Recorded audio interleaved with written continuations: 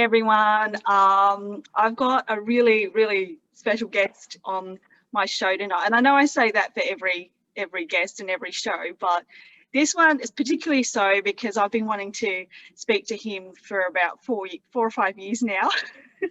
But we keep getting lives, our lives kind of get in the way, and I think he kind of went offline social media for a bit, and so did I. So sort of want to introduce you to Shane Bales, Shane the Ruiner, as he's known in his circle. He's a writer and a musician, but also he became known for a blog that he wrote a few years ago under the pseudonym The Ruiner. And he amassed a bit of a cult following from that blog, I think. Because now I don't know if I get the definition right, Shane, but you've been known as being the insider's insider, or an insider to the Illuminati. I don't know if you're a bloodline family member or whatnot. You can sort of correct me if I'm wrong, but it feels like you've been like the reluctant whistleblower. You've sort of found yourself, I don't know, in a crowd where you probably would prefer not to be, but somehow got thrust into becoming viral. For those that don't know or haven't heard of Shane before, I'll let him introduce how him writing this blog, which was supposedly only meant to be for certain friends in the cults and the programs and the projects, how it ended up being viral. Shane, how are you? I am well. How about yourself? Yeah, good. You know what? I just looked at the time, 1:11 a.m. in the morning. There you go. So we're meant to be here. Bedtime lucky. So yeah, I had written a blog. Basically, at the time, I was corresponding with a bunch of different people who had been through the same things I had been through, and they were asking me questions, asking me to clarify a bunch of different stuff for them. There was kind of like a list of topics, but it required me sending 13 to 20 emails every day, and I didn't even think to copy and paste them. That probably would have made them easier, but it just got to be too much. And someone had thrown out the suggestion, why don't you kind of answer us generally on all these topics and put it up as an anonymous blog, and we can access it that way. And so that's what I had done as I started the Ruiner blog and started writing the articles and putting them up there for those people. So on Blogger, it shows you kind of how many people view your blog, right? And I was getting, the 13 to 20, the people that knew about it, and I didn't share it with anybody. Nobody in my regular life knew about it. It was just those people that knew about it, so they were looking at it. And I wrote one that was titled Avians. And at the time, David Wilcock and Corey Good were pushing this blue avian narrative. And so I think people were Googling blue avians, and my blog Avians came up, which was actually referencing the blue avian bullshittery as it is and has turned out to be at the time. And but at the time it was very, very popular. So that view count went from 20 to 2,000 kind of overnight, and all of a sudden I had all these people commenting and people emailing me and everything else. And I had been involved with that alternative community, as it calls itself, as well, through forums, because I was members of forums. And so I had friends that also knew who I was, and then they saw the blog and they were like, oh wait, that's Shane. And so it kind of went from there. And then while I was writing the blog was when people first started kind of reaching out because they wanted to interview me or talk to me about it and everything else. And at the time I didn't ever plan on doing that, because that wasn't the intention of the blog, right? Like I wasn't trying to speak to this community. I was trying to speak to some people I knew. And so I wrote it for them as well. So the way that I've coded it and the way that I've worded things and the kind of character that I wrote it through was for that intention, not for the bigger community. And once I figured out that they were reading it as well, I had to make a bit of an adjustment, which I did do, but I still didn't plan on doing interviews and stuff until ever. But then once I had finished the blog, that was when people were kind of like, no, like you need to do some interviews. Like we want to hear more about this. And kind of have you reframe it so that we can understand it better, right? Because the way that I had worded things, like if you weren't involved with them, then you wouldn't know what I was saying. You wouldn't understand the context of the words that I was using. And so it might seem really cryptic to someone randomly reading it, or the rest of the community reading it, where it really wasn't. I guess technically it was cryptic, but it wasn't meant to be cryptic. It wasn't meant to seem confusing or dark or any of the things that it was, because I wasn't writing it for you to read, right? So eventually I changed the tone slightly and then started doing interviews and stuff. I think the first one I ever did was with Project Camelot. And, and still had not remained anonymous because I was never really hiding, but at the same time I was still just using the Ruiner moniker. And then I don't know what I kind of just looked at it. A very good friend of mine told me that, you know, if you look at this information out there, information about things like the Illuminati and, you know, ETs and paranormal activity and all that stuff, if you look at that as a giant bookshelf, the bookshelf is going to get full. Everyone's going to want to put a book on it.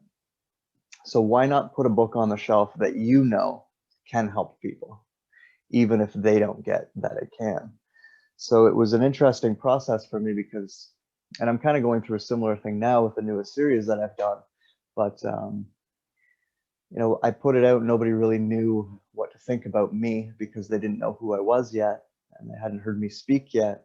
And if you just read the blog and you don't hear me speak, you're going to think, what the fuck would that, what is that guy, right? And then when you hear me speak, you're like, wait a second, he's a dude, right? Like he talks like me. I smoke marijuana on camera. I smoke cigarettes on camera. I don't really care because I know where I'm coming from, and it's not a place to make any type of money. I don't make money off of this. I don't charge for anything that I do. It's not a place where I need the attention. I was already singing in bands and stuff. I can get that attention other places. It was just, you know, I feel like I can fill that shelf, that spot on the shelf in an integral way, like in a way that maintains my integrity and allows me to help teach what I do know to people who want to learn it. And it's just part of my personality, where if you're on the other side of that, you don't want to learn it, you don't care, and you want to call bullshit, you want to do all that stuff that you're going to do, that's not going to bother me either. So I've kind of, I like to say that I've kind of built a little campfire and I sit by it and I tell stories. And if you want to come sit with me and listen to them, you're welcome to. And yeah, that's kind of why I was drawn to you. And I think, well, initially it was your writing style, because I've always loved writing books and novels. And, you know, when I find the essence of a person, they're genuine, like you say, there was something in you, even though you kind of said, you know, this is purely fictional, you know, which I think is really smart. Like, and that's what I would do too if I was coming forward with certain things. I'd be like, yeah, this is purely fictional, you make up your own mind. But you just had such a unique perspective and angle, and I think it wasn't being spoken about, it wasn't being shared or expressed, because there's there's lots of whistleblowers out there. They've been coming through, you know, time memoriam, but like the way you wrote, you could sort of tell that it was sort of a mix between it may be fiction, sci-fi, wisdom, insider knowledge. There was just a curious divergent mix, like the energetic signature or soul signature about it was, I think, what kind of intrigued people or brought people forward. And I don't even remember how I came across it. It might have been through one of the key alternative media blogs, but then I found some random person on FB who's not associated with that at all was sharing it, and I went, oh, it's gone more viral than just the usual alternative community. So, and then I think we met also, somehow we had a connection with Laura. Well, she calls herself Louder now, but yeah, it was interesting because for years we were trying to get together to do a webinar, and we still are. We're going to do one mid-November, But between her and I, we were trying to do one for years, and we said there was a third person. Like, I had this dream years ago that there was this third person. I didn't know who it was, but we needed to bring him in. Do you remember the emails that we'd sent back in, oh my God, it might have been 2016 or 18, and you were possibly going to go to Vancouver or the east side of Canada, and I was like, oh, I might go there, you know, the three of us get together and do this interview. And so it's been that long since Shane and I've been kind of trying to get this happening. But yeah, so it was the depth of your writing. But then when I heard you, you know, in video interviews and stuff, and you had such a soft-spoken mannerism and personality about you that you just would never know, like, you could never tell. And then when you said that you were a musician as well, and you're into, you know, your kind of stuff, I was like, oh my God, like, he really is very divergent kind of, and I've got to get this guy on and have a chat to him, but we'll get into the music bit later, because we have a connection there, which is really interesting. But I wanted to, okay, so for my normal general audience who maybe not are into or have no idea about any of this stuff that we're talking about, at this point, I don't really care if you believe us or you don't believe us. You can put us down to sci-fi or what have you. But we're just going to go and dive deep into topics that we have sort of been involved in for a while now. I know in a couple of interviews you talked about being this insider. You grew up in the Illuminati family, and how you were brought in, but that you were sort of like the rogue or the rebel case, because you didn't, some of the programs that they were putting you into, things didn't stick. Like, you know, they wanted you to do this project or that program, and you kind of ruin their plans, which is kind of why you've got the moniker being the ruiner. Was there any specific program that you really had a kinship with, or that you resonated, or that you were interested in, like maybe the Giants? Like, was that one of your, you know? No, that was never part of a program. That was something that came later, and definitely interested in. And the reason why they approached me for that was because they knew, well, one of the reasons was because they knew I was really interested in Giants. The original story for that is actually a family member who came from Romania and had this sketchbook that she had made when she was a little girl, and she was very old when she was showing me this sketchbook, but it was her walking with giants. And I saw that when I was really, really, really young. I think I was like 4 or 5 ballpark, and I remember like just being fascinated with, wait a second, and I asked her the questions, and I can still remember the answers about how, yeah, they lived in the mountains and they would come out every once in a while, and they were very friendly. Like, we would go for walks. So that was where it kind of started. But obviously, going through what I went through, I was always that was kind of a personal line of questioning. Like, I wanted to know about that.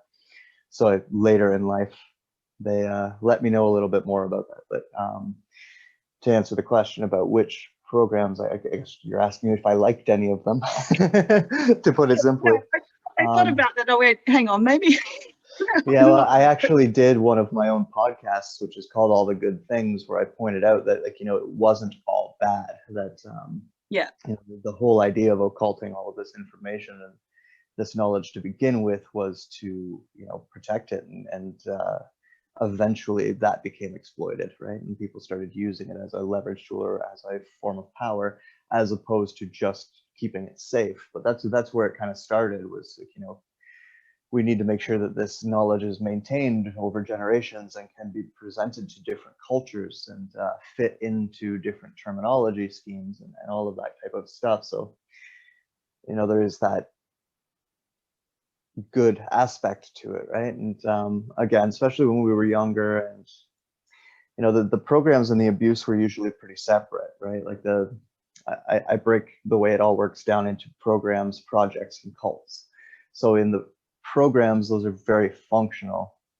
Projects are something that they kind of take information from both of those things and amalgamate it and spread it out into the public. That's what the projects are. And then the cults are where a lot of the abuse is going on. A lot of like the satanic ritual abuse, pedophilia, the human trafficking, all of that would fall into kind of the cult aspect of it. So the programs themselves, even though we were being exploited and being used, we weren't being abused in the same ways. Depending on the program you were in, I mean, some of them got really physical. You might have to fight, and that's, you know, abuse, I guess you could think about it. But a lot of the time when you were in those programs, it was you wanted to learn, you know, the combat technique. So therefore, you were willing to engage in the sparring as it is. It's no different than taking a martial art. And then, yeah, I really liked one that was all based on water.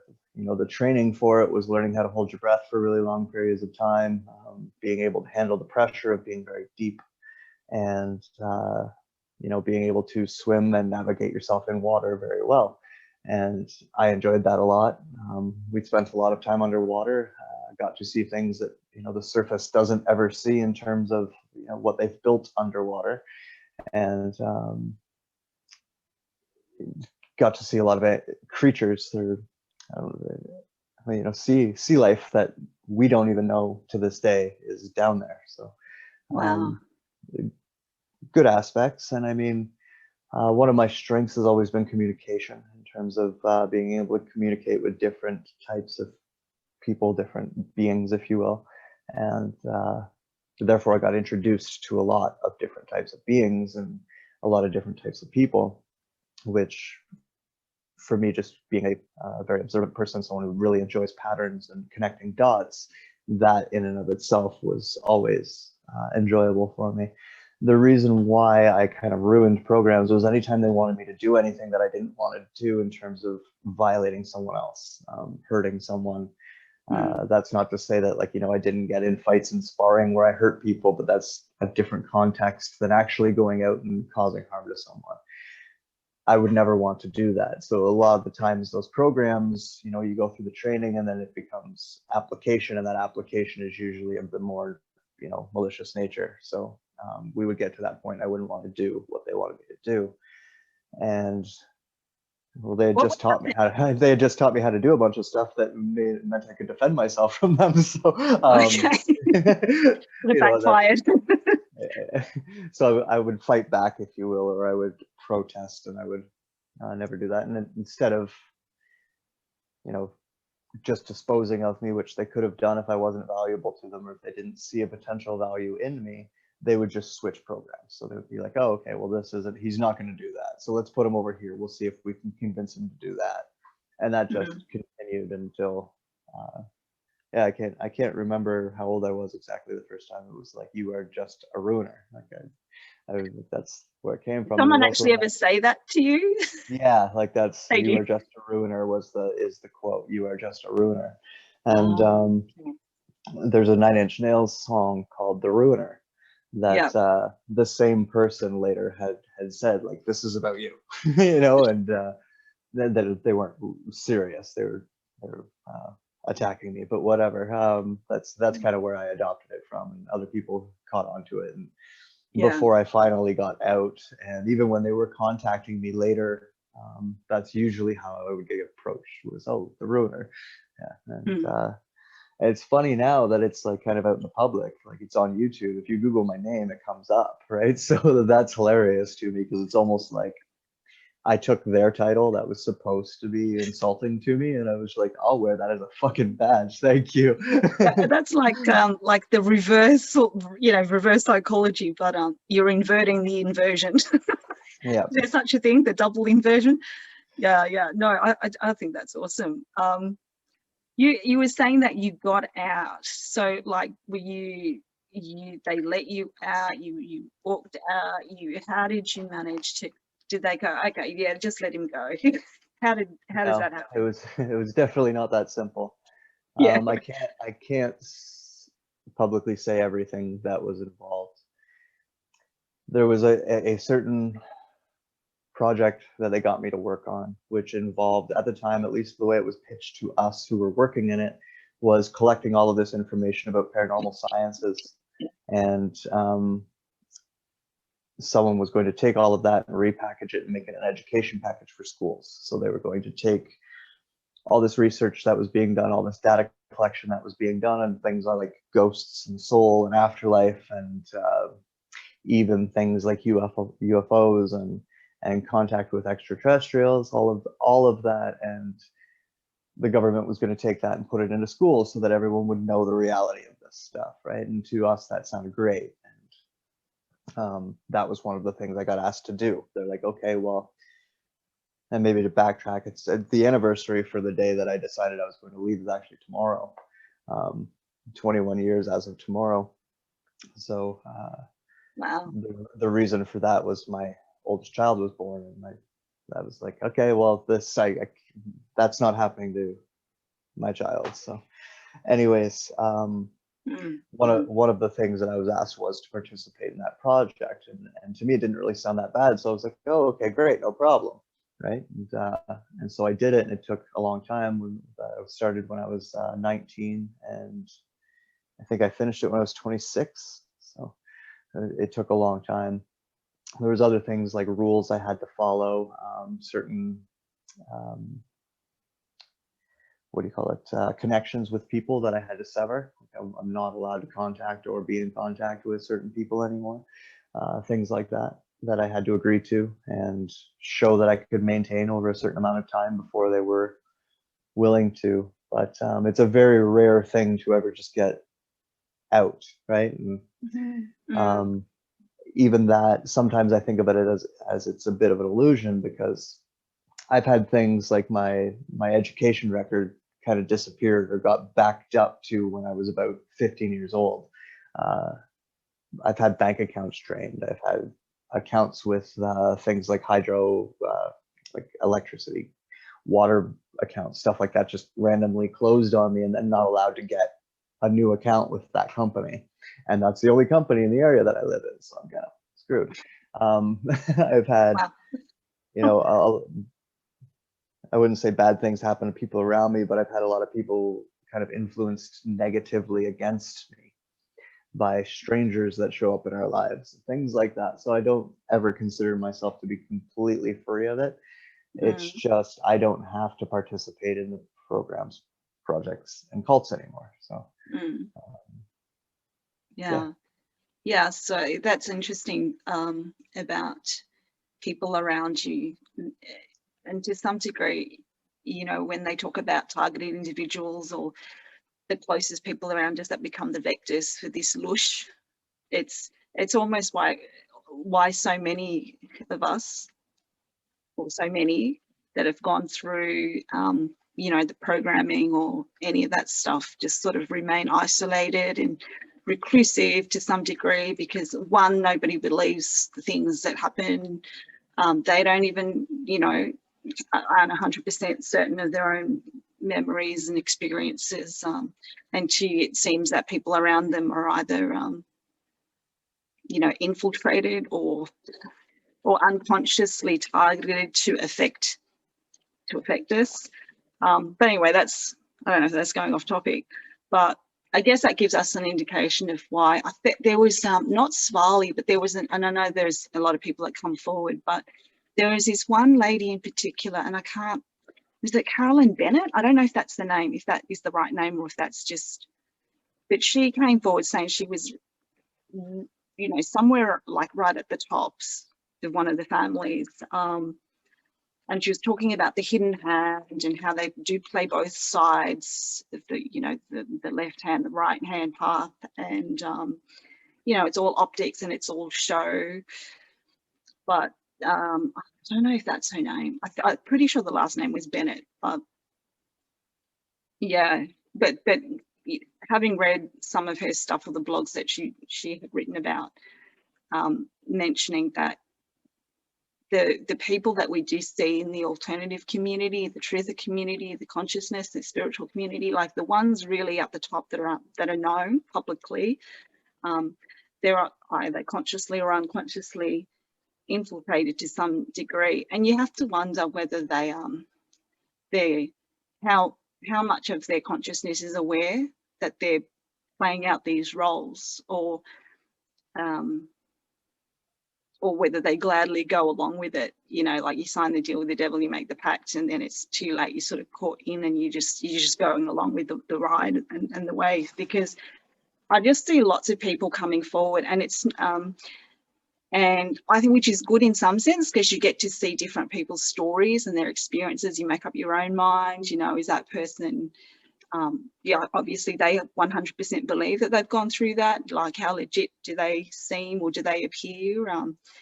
But I like to gather evidence and data points and different experiences and stories, just so I can sort of, you know, you just pin it on the wall and you just sort of, you just put it there and you look at it, and then either things kind of form and they make some sort of sense or not.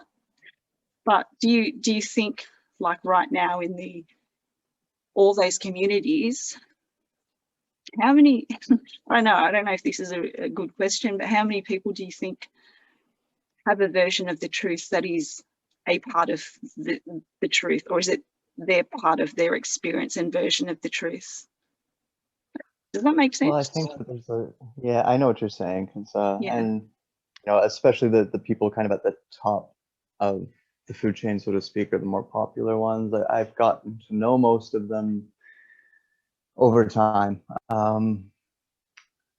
Going back to the previous topic, actually, and segueing into this one of the projects that was running was a disinformation project for this community. They understood that with the internet, these things were going to get moved out of basements and libraries and small little conferences and stuff into a bigger audience, YouTube, right? Like when things like, I think Project Camelot was one of the first ones, but I mean, we've had Coast to Coast AM running for forever, right? Like they knew that this was all coming with, you know, the internet's popularity. So they went out of their way beforehand to make sure that once that started, they were okay. I'm not going to name names because I don't want to throw anyone under the bus, because it's not about them personally. But there's a lot of people who wrote books about these topics prior to YouTube that now get brought back up by the YouTube commentary, that, you know, their information came from people like me, right? Yeah. Like they came, like quite literally people like me being like, hey, do you want to know the truth? We know the truth. Here's the information, right? And they all know that too. And, you know, I can think of like one very popular writer who wrote about the Illuminati, who I was on a group call with when he was receiving a bunch of this information in terms of like family names and stuff like that. Yeah. And it's not to say that they were lying to him and that all that information needs to be thrown out. It's just saying that they have been playing both sides all along, and they continue to do that. And a lot of what I become really outspoken about is when I see it happening, like say, you know, back when, you know, Putin and BRICS and Anonymous were going to save the world, and now it's QAnon and Trump and that whole thing. I know this because I've met the author of these programs, or projects. I know how this works, and it's very, very obvious. So it's hard for me to sit and watch, especially when it's people I care about being like, yay. I have to be like, no, like this is just a repackage of this. Look at that. It's the same thing, but it's just the playbook. Yeah. And you've seen the playbook, the original playbook, and it's hard when you see the whole world being taken over, because that the disinformation, the psyops, it's stuff that people that have known about those concepts for decades now. Like if you're aware of the concepts and how it's been used since, I'm going to say even before wartime. Like I think these are intergalactical war type concepts from like dimensions and inventions and galaxies far, far away. Like I think the playbook is more ancient and prehistoric than we know. Absolutely. And I'm speaking from my own contorted, distorted version of an experience of being part of the intergalactic wars and being in the middle of having to bring factions together as sort of like, what do you call it? Oh, what's the word?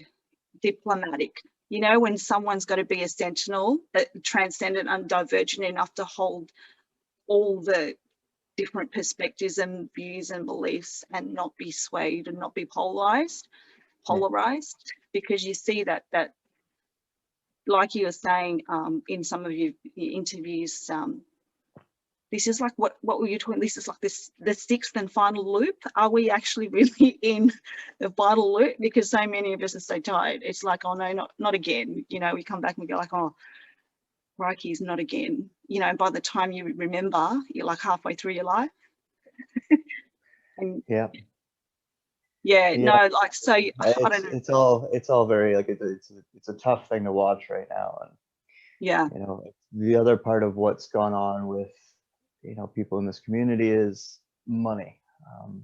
There's a business here, right? And I've seen a lot of people, I shouldn't say a lot, I've seen people who, you know, they have a legitimate experience, they have a legitimate perspective, they have a legitimate story to share, and they do it, and that's all well and good, but they made some money while they were doing it, and they devoted their lives to doing it, and they gave up their day job, and they gave up their regular life, and they've completely immersed themselves in that one, and they can't get out now. So what do? But they create a bunch of stuff to add on to that truth as a reason to keep speaking, right? I mean, I know for me personally, like, I hit walls where I'm like, I don't even know what to talk to people about. And it's like, I have a lot of stuff to draw from. So if I have that yeah, problem, then it's no wonder that I have yeah, seen that pattern emerge where, you know, they come out, they tell their story, all is well and good, they get the attention, they get the money, they keep going, but that becomes a business for them, so they have to keep adding on to that. It happens on the other side too of the interviewer, you know, people who just started a channel in order to talk to people who have had those experiences where they will do the same thing, and then it gets to this yeah, point where, you know, they need to put out an interview every week, so they need to fill that yeah, time with something, and so it doesn't really matter what they pull off the shelf, let's just throw it out there, right? yeah, I understand it. It's just it's kind of a disappointing thing because I've watched the alternative community kind of eat itself, and now we're at a point where I've been warning about since before the Ruiner blog was ever written, which was like the demonization of the alternative community and kind of making conspiracy theorists, you know, the equivalent of a terrorist. And yeah, you know, with Q, it's really pushing us in that direction. Look at how many YouTube channels are being pulled down. Look at how many people are being silenced, and that's all happening as part of that same agenda that I've been warning about since like 2012. So if you want to think that this is all new, then just go back to my blog that I wrote in 2014, where I told you that Q would pop up, and I told you that, like, you know, new heroes would come in and get rid of all of your enemies, but they're really just on the same team. I yeah, call it throwing people under the bus. It's not that they stopped the party. It's just that they were like, fuck, we can't keep this secret. What are we going to do? Well, let's give them you know, let's give them Lee Harvey Oswald. Let's throw someone out for them to sacrifice. And then once they're done sacrificing that person, they'll think that it just stopped, right? Like, oh, we got rid of the bad guy. Everything's good now. No. yeah, You got rid of one of the bad guys. yeah, And all of the people who were like pointing at him saying he's the bad guy are also the bad guy. So yeah, yeah. It's tough to watch. I know what you mean, because obviously a similar thing. I mean, I started this channel in 2014 with the intent of bringing fresh voices, unique perspectives, you know, to the public as best as I can, because I actually had a radio show, well, I don't know, 15 years ago, and it was I had my own radio show which was called the Sydney, I don't know, it had changed names. It was unsigned local bands and local artists. So in my pigeonhole every week I would get demo CDs of all these amazing musicians, and I'd get them on the show, I'd bring them on, they'd play their stuff, and we'll talk about that later because I know you're a musician, you got your own band, but my thing has always been to bring fresh, unique perspectives. And because that was on radio 15 years ago, I thought, you know, that's kind of had its time, but now I want to interview other kinds of people. And I guess I have been wanting to talk about certain topics for a long time, but it just never seemed to be the right time. And I always questioned my integrity about who I was wanting to get on the show, why I wanted to get them on the show. And then with the stuff that would, you know, the awakening that everyone's talking about, the event, the awakening, the ascension, whatever it's called, there have been so many of us that have gone through it for a long period of time. I mean, I'm talking about at least a decade. And then I feel like you've got all these newbies that are suddenly, you know, waking up, suddenly getting into this stuff, and then they are creating their own YouTube channels. They're speaking out. And I have a hard time watching it too, because it's like, but you guys are just regurgitating the same stuff that someone else has already spoken about, written about, talked about, but somehow you've managed to go viral because of some unique perspective. And I don't mean to come from you know, pointing the finger and being judgmental. Like, I'm trying to keep it in the observational mode. But one of the topics that I always wanted to talk about was being in your integrity and being seduced by the fame, being seduced by the spiritual ego, because you know, people think they've got this thing to share. And I'm careful about what I'm going to say. Maybe we'll talk about it offline. But there is like, for example, because one of my backgrounds is Jungian psychology, and I started that 15 years ago, but I was doing shadow work and stuff on myself for a decade before it became like popular. Like, everyone's talking about shadow work in the last few years, but I was doing the actual thing and embodying it for at least 10 years before I decided that I would do anything. And I started doing talks and stuff, but then I pulled back, and this was 7 years ago. And so then now that sort of became, everyone's running with, you know, how cool and hip it is to do your shadow work and your inner work and your child work. And like, yeah, I looked down like you, and I was just going, oh my God. And then I see it's happening again with, you know, someone said to me, well, if you interview that person, you'll go viral. I'm like, yeah, but that wasn't the whole point. It was because that person had a unique spin, or I was just genuinely interested in what they had to say. And so like, the seduction of the ego, I think, is huge. It's massive, and to get that under control it's not an easy thing. And you know the movie, well, I spoke to Laura Lauder and George about this a few years ago, of wanting to do this talk about The Devil's Advocate, that movie with Al Pacino and Keanu Reeves. And I don't know, I'm going to ask you about it, I don't know whether it was a Mandela effect, but at the very, very end of The Devil's Advocate,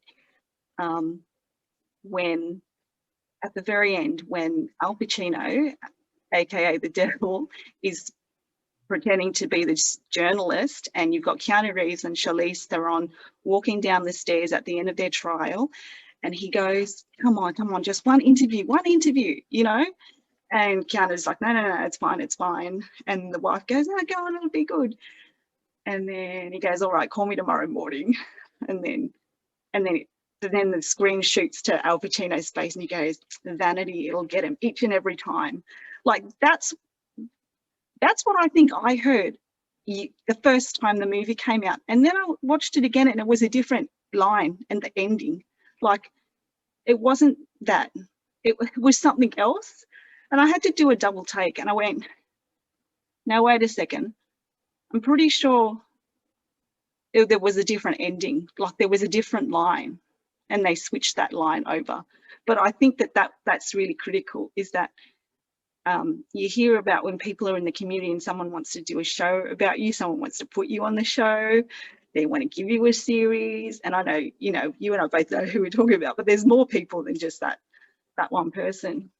But so, like, for someone like yourself, you know, and the last person I interviewed on this channel, like, they, you know, I just genuinely feel like that they're on point with their energetic integrity, you know, enough to speak about it. And you know, where you're coming from. I'm like, okay, so what's the end point here? What does this person appear to seem like they are wanting to do with the collective? Like, they're trying to help achieve some level of consciousness, that they're trying to make the ordinary average person get through their day, you know, survive, live, or what's going on. But it grates me to no end when I hear people talk about stuff, and then, like, they go from 0 to 20, 30, 40, 50, 100,000, 500,000 people on their channel. I'm like, you're going to be shitting me seriously.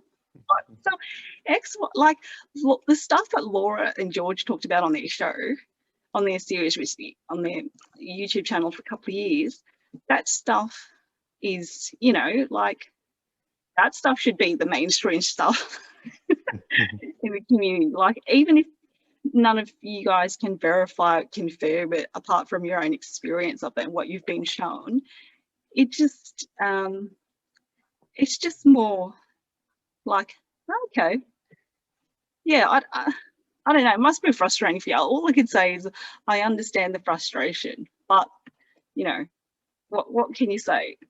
It's like, that's the control and the agenda, like the powers that be, they know who to get to at the top, like they know who they can sort of get to infiltrate. Is that the way, is that how you put it? Like, For sure. I mean, doing it to themselves. Everyone points the finger at the manipulator, right? Like the person who played on the person. But you know, if that part of that person wasn't there, then that manipulator would have had nothing to play on, right? So that's where the responsibility comes back to yourself, to make sure that you're staying on top of your own ego. Before the Ruiner blog, going back to my first band, the other singer and I would have this conversation all the time, where it was like, we don't want to be in that spot until we know we can handle it, right? Because we don't, you know, look at what happened with Justin Bieber is a great example of that, right? Like, you give a 13-year-old kid all of this attention and money and all of that, and then wonder why he's crazy when he's 20. Like, come on. But I wrote it, my Whole World Laughing blog, the blog that I did after the Ruiner blog. I had taken some time away, and you know, came back to the billions of messages like, where have you been? What's going on? And so I wrote a blog about, you know, why I had stepped away, and one of those was that, you know, my own ego had got out of whack doing the Ruiner stuff. It was because I was putting so much time and so much energy into it, and I started to really identify as that guy, right? I started to really identify as this persona that had been created in my image on the internet. And I was ignoring relationships. I was, you know, neglecting work. I was not really wasn't creating anything other than the Ruiner stuff. And that was why I took some time away and came back, wanted to clear that space again, focus on the things I was neglecting again and all of that. And then when I felt like I was in balance, and then come back and try again. And I wrote it right into that. I was like, I know what I've been through, and I know the training that I've had. And if this can affect my ego, then most of my peers are in trouble, you know, because this is it's a lot of energy. I mean, you know, like, I've had a lot of weird stuff happen just from people in the community, you know, all with good intentions. No one's tried to hurt me, but I've had a lot of weird things happen with, you know, this attention that I've gotten from it. So sometimes I do take steps back, and I think I've now found a way to balance it where, because it's just all in my hands. Like, I'll let other people interview me like this, but other than that, like, I've never been that guy who's like, hey, can I come on your channel? I have something I need to talk about, right? Like, I don't do that. I don't feel that way. And if I feel like I need to talk about something, or I want to talk about something, I have my own channel for that, right? And so I think I've kind of created my own little space that acknowledges that it's part of the community, but isn't really part of the community anymore. And I just don't care what people think about it. So I'll do my own thing in that way. And I think that's probably cool, and why I've gone. I think, you know, I was always seeing your stuff on Instagram. I'm hardly on Facebook anymore these days. Like, I haven't posted anything since February. Like, I don't know, it just, you know, but I went, okay, like, I'm reading all your stuff, like, your writing's so cool and stuff. And I know you've just done this series, which I know you've probably got a lot of questions from other viewers and your subscribers. So I kind of want to leave you to do that, but maybe touch on it on a general kind of level. You were talking about, so we're talking about the matrix and how we're layers deep in the matrix, or in this simulation, this computer run AI that's very holographic. Do you find that the the layers are a bit like Inception. Like, how many layers deep do you think we're in? Is it 2 or 3 or 10 or Well, I 11, mean, 50? the organic nature of the universe is already one layer, right? So it's already a dream, it's already an illusion, it's already a hologram. So now we've taken that hologram and we've recorded it, we've built a hologram out of it. So it's I don't know. I like to keep things as simple as possible. I think that it's just that deep, that like there's the holographic nature of the universe that is a matrix in and of itself, but this particular planet is in something that's a lot more mechanical than that. It's like a completely recreated mini version of that. Where people I think get confused, and I say this in my series, is like just the use of the word matrix. There was the Saturn moon matrix, which was a type of technology that would play with our perceptions so that we weren't seeing things properly, we weren't experiencing things properly.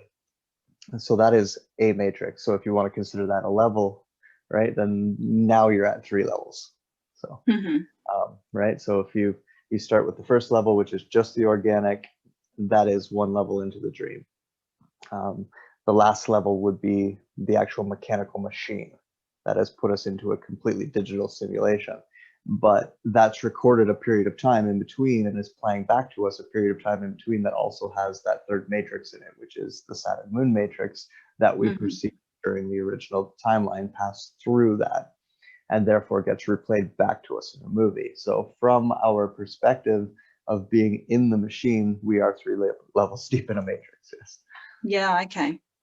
Yeah, okay. Because when you mentioned the Saturn moon matrix, it's because I'm always seeing things metaphorically in parallels, and then I see things to relate to it. So do you remember the TV series Person of Interest?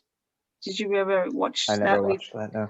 Jim Caviezel? Oh gosh. I've heard of it, but I've never actually Yeah, it watched was something about the machine, like the dude built the machine, and it sort of watches everyone. It sort of it's able to manipulate elections and trigger stock market crashes and take out potential threats and targets. But then this faction built a counterfeit AI system, and they called it Samaritan. And it kind of reminded me about what you're talking about you've got the original organic AI, then you've got this like this, I don't know, the synthetic, the Saturn moon matrix version, and how that's trying to harvest or steal. Or so AI in itself is like a tool. Is that right? Like it's neither bad nor good. It just depends on who's using it for what purpose. But this idea of it achieving sentience, like it I don't know, consciousness, you know, how they've got movies with that Johnny Depp one, Consciousness, or Ex Machina, or all these kinds of movies. Like, so is it your belief that it does have the organic original AI has sentience already? Like, is that how you perceive it? Or Well, it depends on what you're calling sentience. It being self-aware, then yes, it was created to be self-aware, but it doesn't have a soul like we do, which is the way that I would define the difference between organic and inorganic. Is, you know, the real stuff has a soul and the artificial stuff doesn't. So yeah. My understanding was that Source created an AI in order for souls to have a playground to learn how to create within before it actually set out to create the physical universe. And that particular AI has been kicking around since then and went on to create its own children, if you will, like its own mimic of what Source does, which is create souls. It started creating AIs and seeding those across the universe, so to speak. And yeah, I think that Okay. wraps that question up. Yeah, okay, got you. That's where it started. Yeah, and so you're in your series you mentioned that we are at the end loop, like the 6th loop of this um, I don't know, I'm just, so we're basically just playing it out. Basically, it's just allowing it to play itself out, and sort of sitting as the observer, sort of in a active way, or do you think in a passive way? Like, since it's all going to turn out the way it's meant to, you know, at the end of the game. I think that we're not going to be able to change the movie, but we can decide how we're reacting to the movie, and that will change the next movie. I think that, okay, yep, gotcha. You know, during this time where we have this kind of window of opportunity to see it, our reactions to it and what we take from it in terms of lessons are going to become very important moving forward for us as individual souls, but also as for this planet and humanity as a whole. So I have one more kind of video to do in that series where I will be answering questions, and that's a big question, obviously, is all of that. So I'll probably go into more detail about it then, but basically, it's like watching a movie, and imagine you don't like horror movies, and someone sits you down and they force you to watch Nightmare on Elm Street. You know, and the first time you watch it, it's terrifying. The second time you watch it, you're trying to block it out. The third time you watch it, you're letting a little bit more in. The fourth time you watch it, you let a lot more in. Fifth time you watch it, it starts to make sense. And on the sixth time, you've just accepted that's the way the movie is. What can I learn from this? Oh, okay, well, that's kind of cool. He can invade dreams. And, you know, like there's things you can take out of it That's good. You know, you can bring forward, and the next time you have to watch a horror movie, you'll be a little bit more prepared for it, or you might actually learn how to like horror movies. I'm using an extreme, but no, that's really good. There's learning that can be done from it. So I feel like that's kind of where we're at, is if you can accept that this is the movie, this is what I'm going to have to watch. Your responsibility then becomes, well, what do I do now, right? How do I treat people? How do I act? How do I react? How do I allow myself to feel? Because we forget that, you know, our feelings and our behaviors and everything, it's all choice, right? And we have triggers, there's reactions to those triggers, but your ultimate feeling is a choice. Like, how are you going to act, or how you're going to receive that reaction? It could piss you off and you could choose to be angry, or it could piss you off and you can choose to let it go, right? So that's kind of where we're at, is it's just, and it's no different than a lot of other different ways of looking at it that are true to the movie, like things like the idea of the wave, or the event, or ascension, or anything like that. They're all kind of based on the idea that we're going through a window of time where our choices mean a lot, and our decisions and the inner work that we're doing means a lot. And that is absolutely true, both in context of the movie and in context of the machine. I like that horror film analogy, because it just reminds me of Halloween. There was a meme that went around, I don't know, last year when it was, H20 came out, and it was like, be like Michael Myers, you know, go at your own pace, slow and steady, and you'll kill it each and every time. Which is like, right, because you go through things and you sort of, you're right, you replay it, or you can see it from 360, and you're like, oh, I missed that last time. Oh, now I get that, you know, because your consciousness is somehow, I don't know, it's expanded because it's been exposed to it before, or you've just seen it from a different vantage point. And I think, I mean, I don't think I'm the only person that hasn't gone through an existential crisis, but I was researching stuff, and there's such a thing as existential OCD. I don't know if you've heard of that.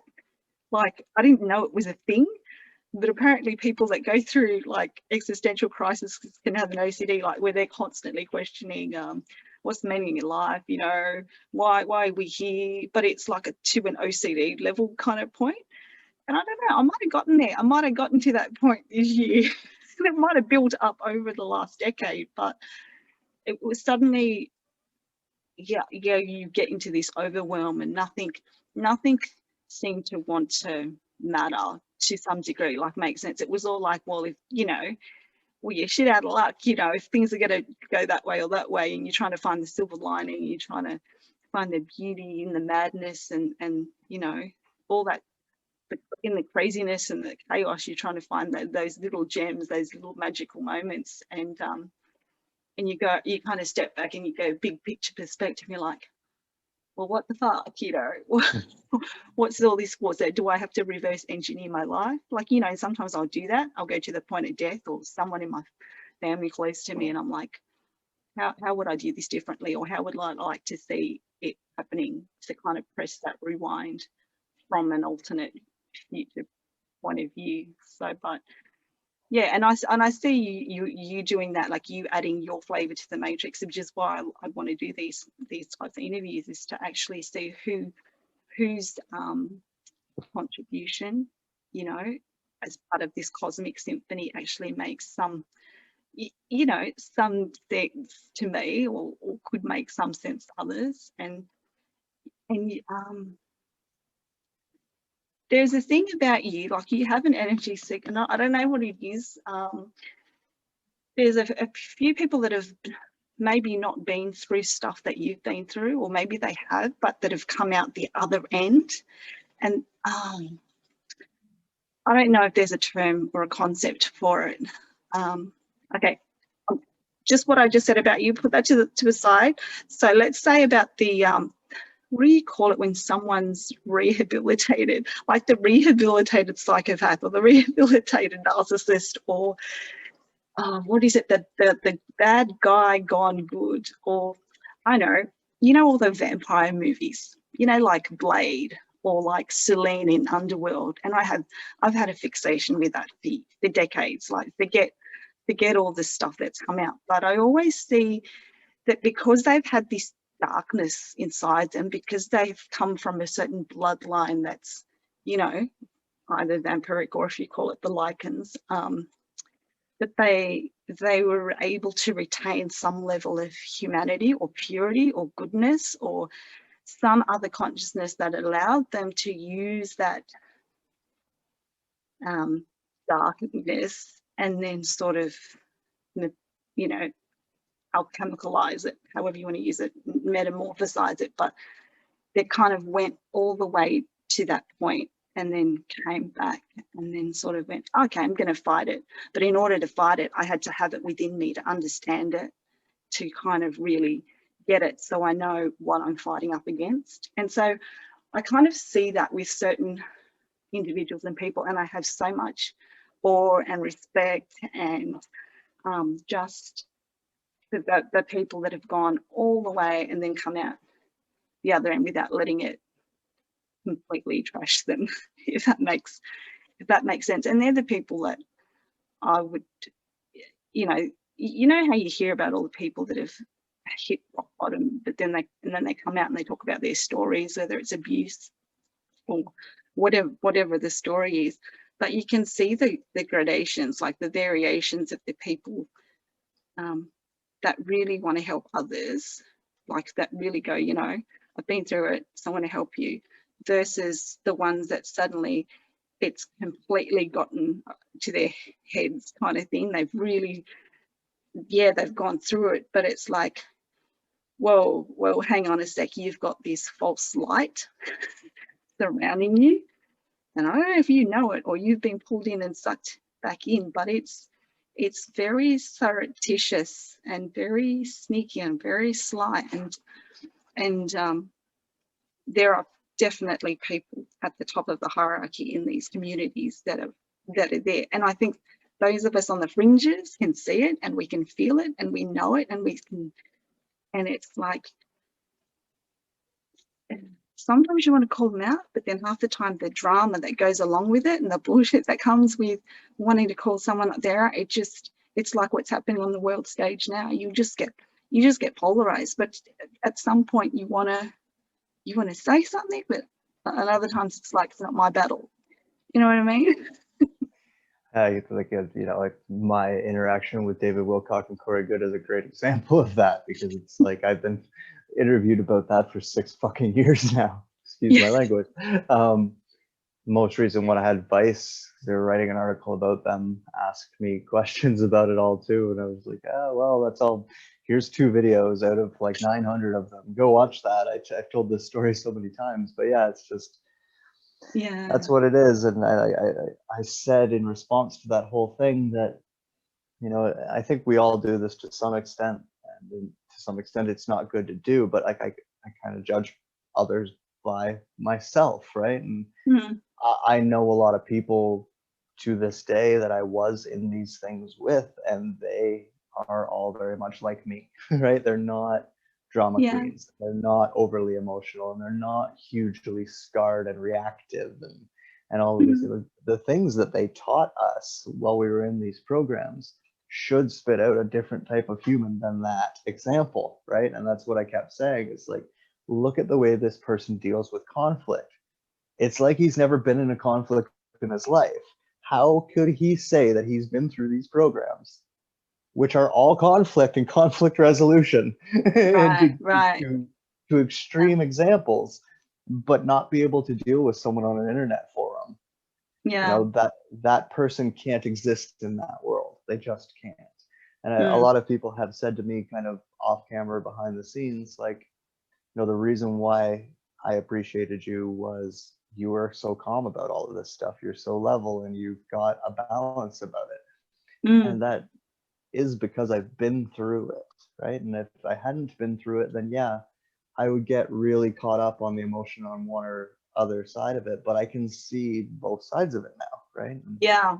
I have a balanced perspective because I've seen both sides of it. I haven't just read about this one or heard people talk about it on the internet. Right, I've actually been a part of it, and I was a part of that before I ever found out about this one, right? Yeah. So I've had to learn it, like your analogy of like going all the way to the dark and coming back to the light. Like I was born in the dark, and I had to figure out what the light was later, right? And I had to teach myself that, and I had to go looking for that.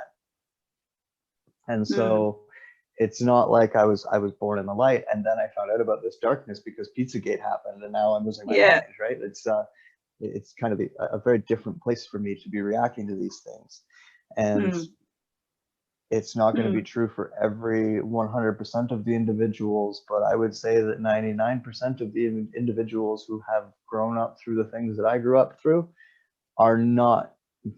they're probably not going to want to go on Project Camelot and talk about it. First of all, they would be scared to death. Secondly, if they did, they're not going to become a drama queen about it, and they're not going to charge you a bunch of money to go listen to them talk in a conference. And they're not going to use it as a way to, seduce people, and they're not going to use it as all of these sick ways that people who make that claim seem to do, right? And I believe the proof is always in the result. Yeah, they're not going to prop themselves up, and they are the ones that can discern between, who's kind of fabricating and who's, telling kind of like something that's sort of resonant truth. And it's weird because you have these people that come out with things, but it's like, well, just because you've come out publicly with it doesn't mean you're the original gnosis holder kind of thing. A lot of people have that knowledge, they just don't speak about it, write about it, but they know it when they hear it. And so maybe that's the point of resonance. But then I look at it and I go, so, for a newbie awakener, I don't even know what terms, I hate labels, but the vast amount of people waking up or coming to terms with what's happening in this year and all the other stuff behind it, it's like I don't know what to. It's good in a way because it is opening people's eyes, but there's just a lot of confusion, and there's so much, like you say, there's disinformation, there's all sorts of things, and it's like, how do people, who are people listening to? If you look at like what's hot news on YouTube or who the hot channels are, whether it's the political arena, all the Q channels on YouTube, or whether it's conspiratorial news, like the real, like what's happening I don't know, with Nasara, Jasara, and like, I know a bit about Nasara personally because 11 years ago, I was actually part of a group that were approached by custodians. Okay, so look, it could be disinformation, it could be all sorts of shit, I don't know, but back then I was one of the editors of this blog.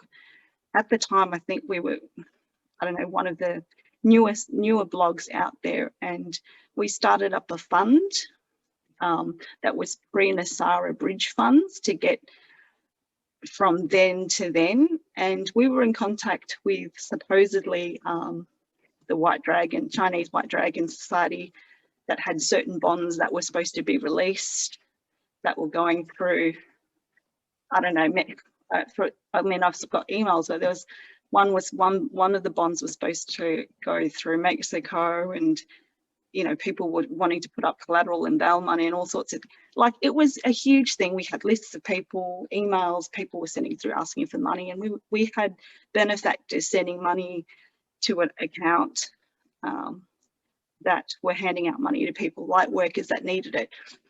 So just from my own personal, that's just my own personal perspective of being part of that, the bridge fund team that was pre-Nasara, I knew that there were people that were doing, managing things. And so, but all the information that's on YouTube, on the internet now, it's just been scrubbed, and there's all kinds of different information that wasn't there, or that's misinformation, or that's disinformation about it being co-opted, it being infiltrated, like everything that was, it's just all, you know, you just kind of, what do you think? Have you heard about this whole Nasara Jasara thing? Like, do you think that? I don't pay any attention because I know that there's no one out there with secret funds to donate to this stuff. That this White Dragon Society, like I've heard it in so many different versions. It's actually like one of those things that in the alternative community I ruin all the time. Is like I hear this, you know, in different communities.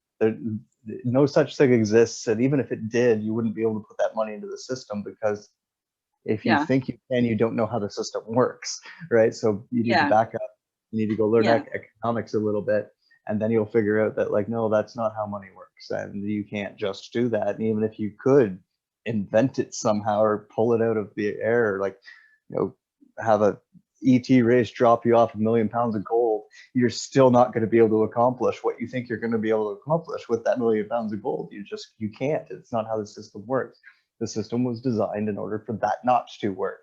And so the whole idea is kind of laughable to me, and it's no different than the QAnon subject. It's just one of those memes that repeats in our community. It comes from the same people who came up with that meme, and you know, we have many of them. You brought up the Mandela effect. That meme has been repackaged many times too, because it's, and there's truth to all of it.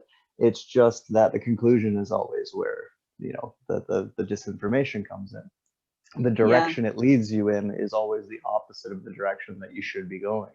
So the same thing with all those programs. They're the same type of meme. It's just a different example of the same way that they keep us chasing our tails. Right? That's what I feel like. It's like this Ouroboros, like, you know, there is a certain level of fatigue after a while, because you don't know what's, you know, you're trying to make heads and tails of it. And like, you know, I always question, well, biblically, not that I've read much about it, but you know, how they talk about the Antichrist will come, and you know, he is what you were saying before, going to supposedly have all the answers and provide all this stuff. So they're talking about all the med bed technology, the suppressed energy technology, like that's all supposed to come forth. But you hear other people saying, yeah, no, that's not going to happen. Like, why would they let that happen? And other people like, I'm wondering behind the scenes, is there a faction? Is there a war? Are they sort of playing tug of war? Are they some factions trying to release it? Are some going, no, then human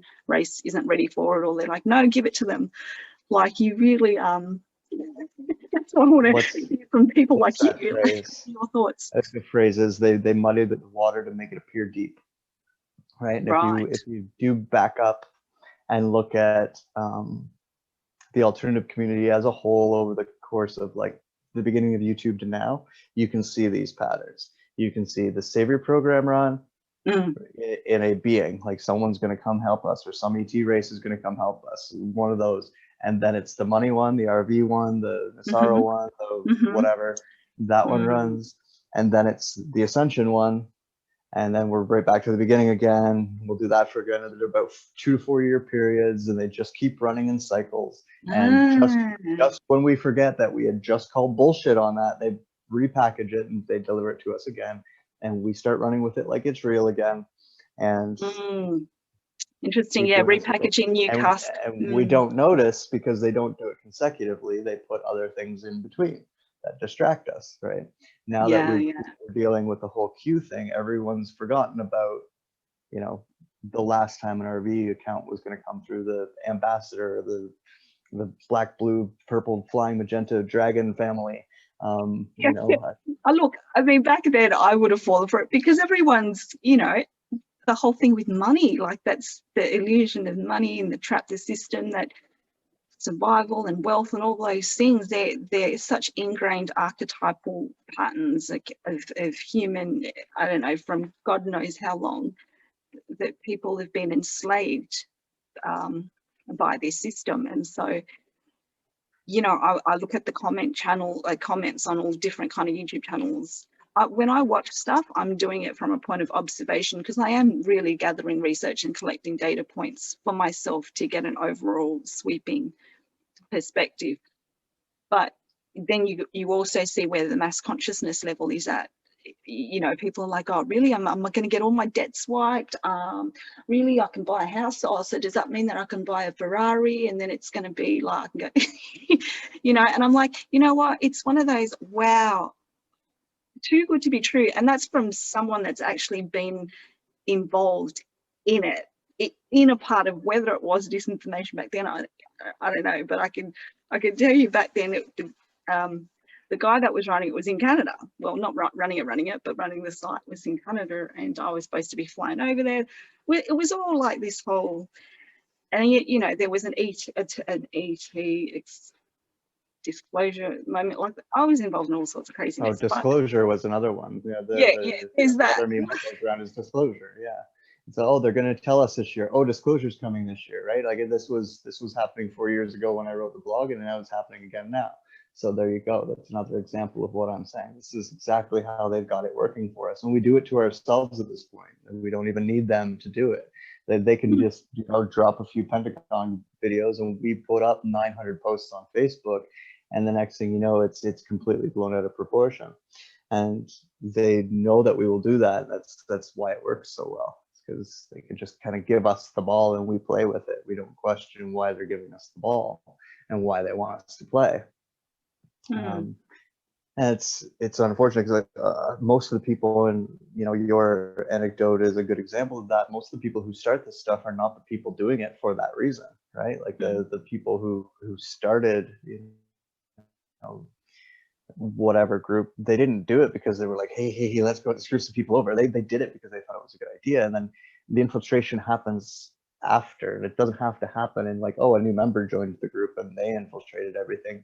That person can just easily, the person who actually founded it can easily be influenced to go a direction that they don't maybe want to go, right? Like there's a lot of different ways to influence a person.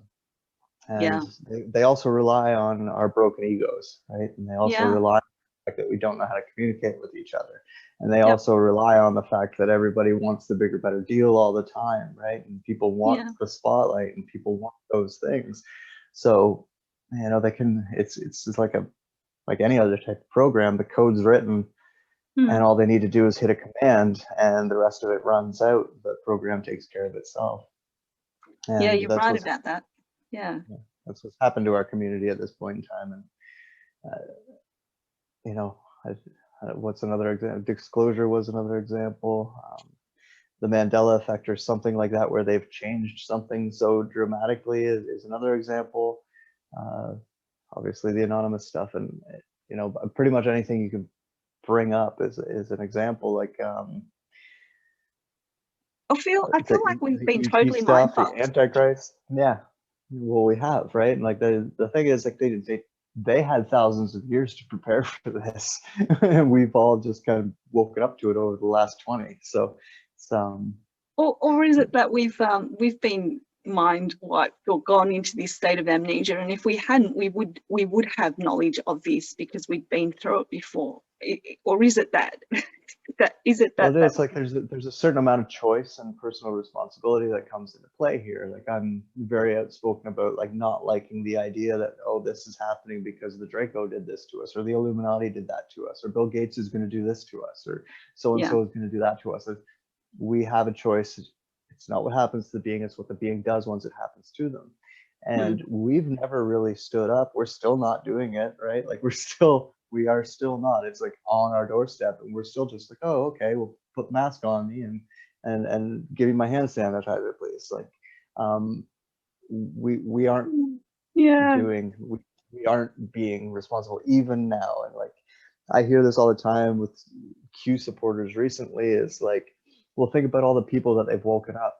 That's what I've been hearing for 20 fucking years. Yes, I get it. People are waking up, but they're not doing anything. And everyone also thinks that like what that doing something means we need to protest, we need to go buy guns, we need to overthrow the government. No, you need to start changing yourself. You need to start changing your life. And then that spreads out to other people. You know, there's people in my life who have never heard me talk as the ruiner, who still know all of this stuff from me. Right, and they don't know that I've had any type of involvement, but all the concepts and ideas, teaching and wisdom that I may have gained and can teach other people, they still have learned those things from me, and they don't even know who Shane the Ruiner is. They just know Shane, right? So there's different ways of teaching the same concepts and ideas without even having to dive into that terminology, and that's kind of an analogy for the way that changing your own world and changing the way you interact with everything in your own world is how you're going to change the world. It's people get caught up in these Nazara Gazara type things. They're like, you know, I need to devote my energy to this thing because that's how I'm going to fix the world. I need to get behind Q because, you know, my intentions are good, and that's what I mean. A lot of the path to hell is often paved with good intentions, and the pavement is you guys doing the groundwork for these people who are leading you towards hell. You know, and, right? That's where our energy gets harvested so often. It's like our effort. It's kind of like there are so many of us. Like, I mean, what are your thoughts on Barbara Messiniak? Well, no, it was Dolores Cannon's 3 Waves of Volunteers. Are you did this whole thing with star seeds? Like, is that another programming? Like, is that, being or human do you is honestly so believe? Awful. Being human is just so awful that you have to be a starseed. You have to be this. But you can be everything. You can be a bit of this and anything, a bit of that. Anything but human. Anything but human, because human's bad. Okay, human's bad. We need to transcend being human. We need to ascend into 6D because being human is so shitty, right? Like that's the message. That's the message. But the phrase is the greatest trick that the devil ever played was making people deny that he even exists, think that he doesn't exist, right? And I wrote a poem that was kind of the reverse of that. The sickest trick God ever played was convincing you that you are weak, right? And how many of these concepts and these memes and ideas in this community come out that tell you that you're a victim to this and you're weak, and the only way you can be better is if you ascend and transcend and are a star seed and are a walk-in and you're this and you're that, and oh my God, aren't you special? Oh, and oh my God, Earth is the most special place in the whole universe, and you are the center of that stage and everything revolves around you because you're so special, right? Like, either way it's presented to you, it takes all of your responsibility, all of your choice, and throws it out the window. That whole free will concept, you willingly give up every time you're like, oh, well, I'm a star seed and this isn't really home for me. And as soon as I'm done with this meat suit, I'm going back to someplace good, right? Like, no, you chose to come here. You chose to be a human. Experience it, immerse yourself in it, live it, be it, breathe it, because that's what you're fucking here for. I totally hear you. I totally get it. Because you go through these phases where you're like, I have this saying where, like, when I stub my nail and I have a huge pain threshold, like huge, like I'll be like, you know, but when I go, fuck me dad, like it just happens automatically. I sometimes go, right, okay.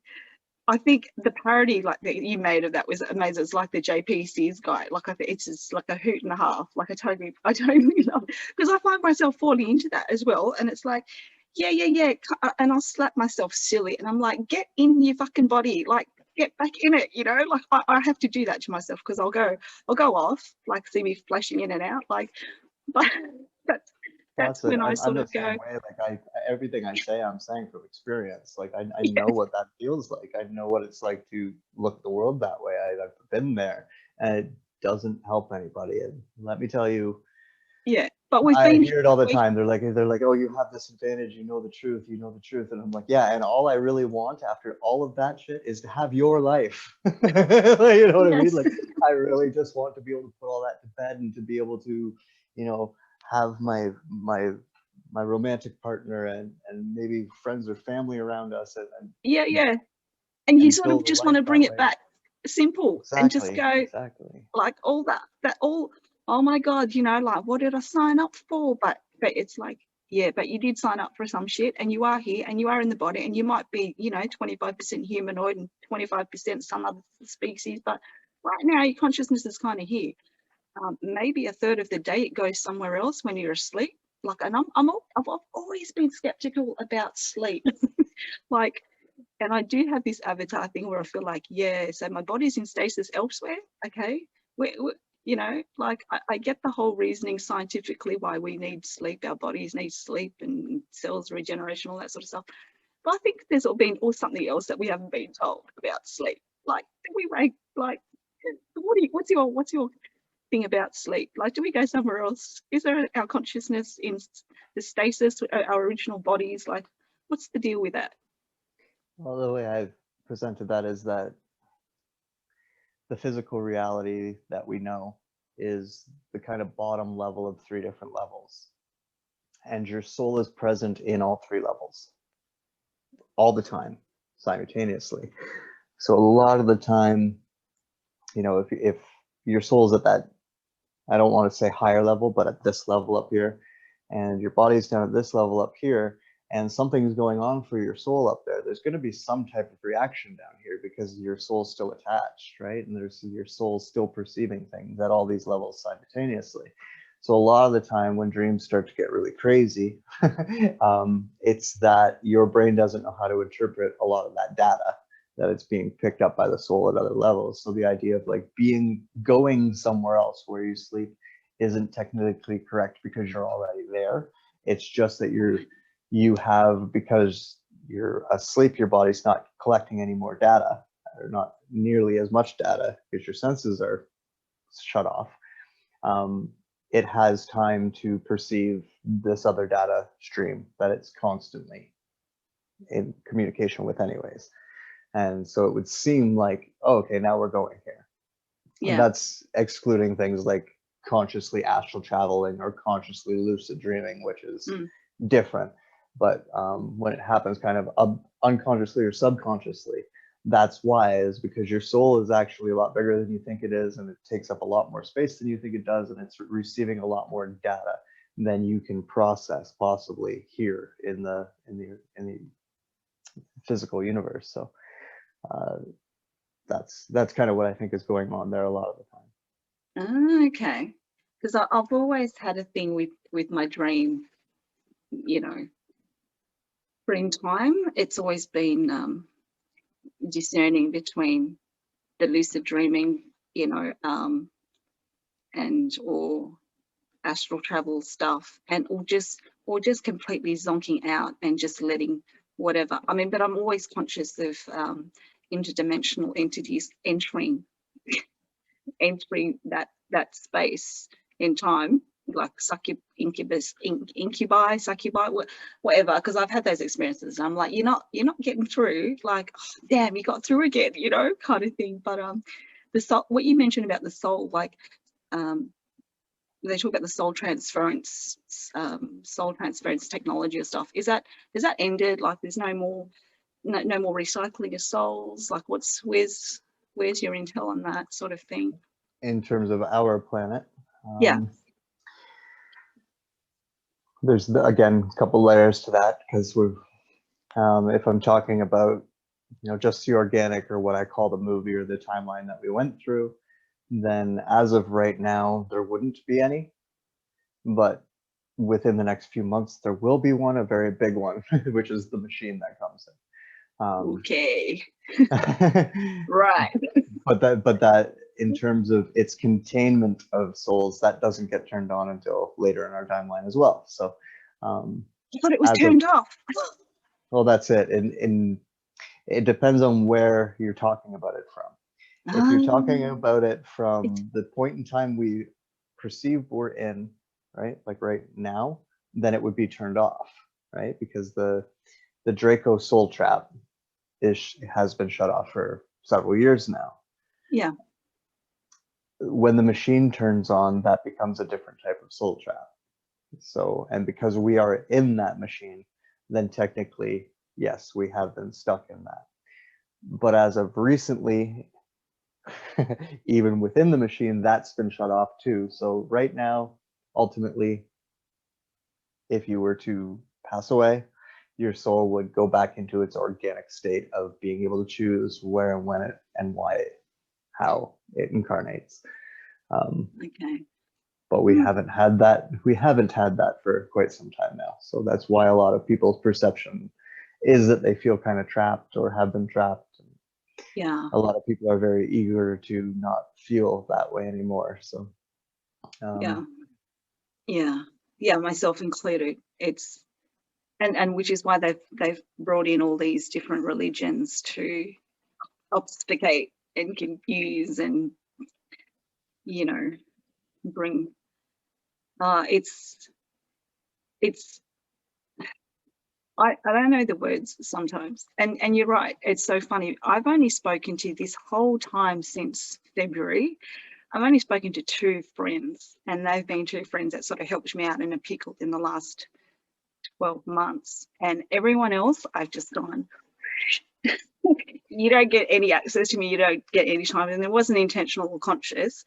It just was until I figure out what the fuck, existentially, and then bring it down to the micro.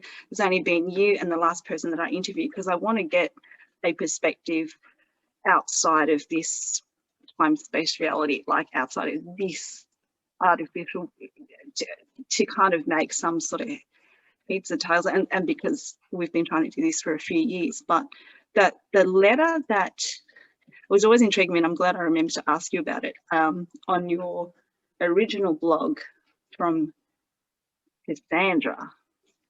Now, I don't know why, but when I read that and felt into that, for some reason I got a screenshot of the scene in Underworld. I don't remember whether it was, I don't know how many there were, maybe it was towards the end, where, I could be very wrong here, but the Queen of the Elders, her name was Amelia, not Cassandra. She was hijacked and infiltrated on the train. I don't know if you watched. I don't remember the movie at all. So no. But where are the elders at with that? I don't even know like where my line of questioning is with that. All I got was the elders.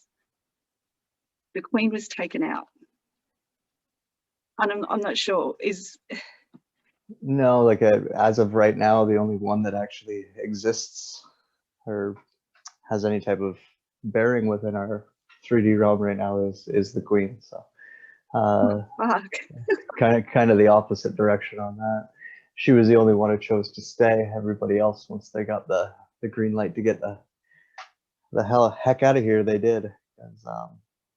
Okay. If you're a soul who takes on the job of controlling an entire species,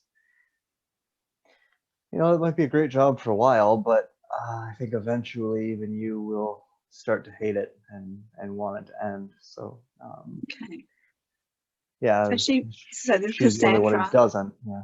No, I'm not even talking about Cassandra. Actually. Oh, okay. I'm talking about the one that I call the Queen, Okay. the priestess. the priestess of the dead in the yeah. But Cassandra is gone. She's not here anymore. But okay.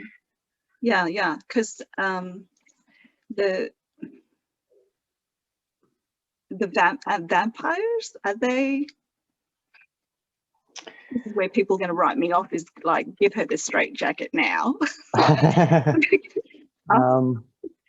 in the blog I said that there's the multiple life extension methods.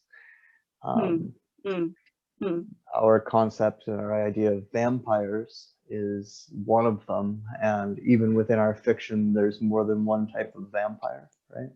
If you read Anne Rice's series, you'll get a very different picture of what a vampire is than, say, Dracula. And then if you take, you know, either one of those and compare them to the vampires and say Twilight, then you've got another different version, right? So, and then there's other ways of extending life besides that, like other forms of alchemy.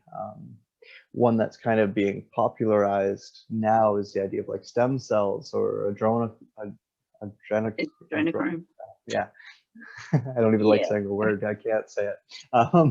Like things like that actually do slow down the aging process quite significantly, and therefore extend life. So if you take that as being, you know, an example that's in the mainstream world of science, then you can imagine how far along that particular technology actually does exist and how far they actually can push that. And the parents were created with various types of life extension that happen in different places within the galaxy. So I'll use vampirism as the example. A vampire would be very well suited for a planet like Earth, where there's an abundance of humans to feed off of, right? But what if there wasn't? What if the population of planet Earth was really only about 1,000 people? You wouldn't be able to survive on planet Earth as a vampire, would you? Right? So if you were going to have a life extension method, it would have to be something that didn't require drinking blood from victims in order to do that. So that's why there's different methods of extending life. And when the Draco created the parents, Anu created those things, or collected that type of information. It's something that fascinates him. He uses it all on himself. That's why he's as old as he is. And when he created the parents for here, that's why he used those concepts and ideas and those methods. Was just out of, it's like kind of like creating his own little museum, right? Of various ways to. He knew he needed them to live longer than we did, like, or longer than the species even would. And just as part of his design, that's what he had chose to do. So, and that was why his reasonings. Okay. Yeah, because you look at some people, I mean, just in the community, our community or whatever have you, not ours, but you know, and I look at them and I'm like, you either look like you've been age regressed, or you're on a pretty bloody good diet. There's just something about some people, and I've spoken to Elle about this, and she's like, half the time she was very cryptic with me, but she's like, you know, you got to trust your own judgment, because everything that I'm wondering or guessing or whatever, I throw back at her, and she's like, you're pretty much on the mark there. Just use your intuition, like, just not use it, but she's like, just trust it more, kind of thing. Because I will look at things and see things, and I'd be like, there is a specific person that way up in there. And I'm careful about naming names as well, because you know her as well. But